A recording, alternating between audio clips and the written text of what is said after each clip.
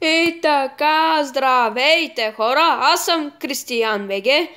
Това е вторият ми чаптер на Minecraft P. Така, беше 6 юли, утре заминавам на почивка. Да, както ви казах, както и обещах, днес ще играем готино. Така, тук става ден. Селените отварят разни къщи. Какво става, селянин? Що скръстен е? Така.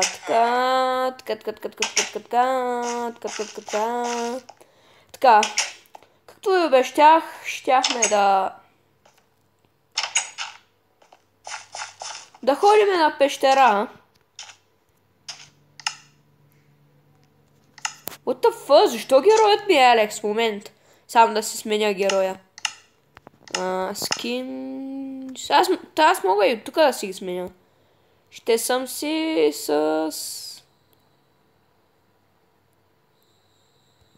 този. Войникът. Ще съм си с войникът, защото с него предпочитам по-добре.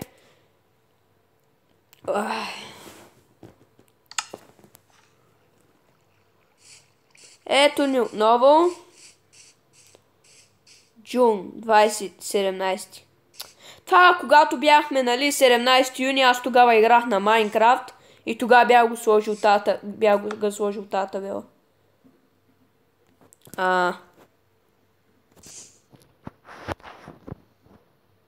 What the fuck го правя? Чайте. Днес кой сме? Да, 6.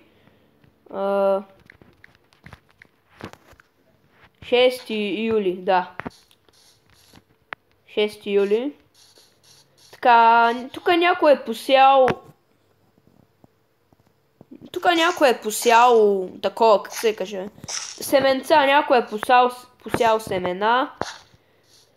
Сигурно е то селен до мене. Ти ли си бе? Да. Добре хора, много ми е ясно защо ги сейте на трева. Това е много странно. Само да ви кажа хора, там влезнах един път в YouTube и забелязах, че един беше снимал как да посеете домати в Minecraft P. Пак той, знаете ли за тази цел кой използваше? Ето това. Той използваше цветята за домати. И хората му повярваха там на коментарите, гледах. This is so really, man. Наистина бяха написали така. Да, окей. Сега дайте да си видя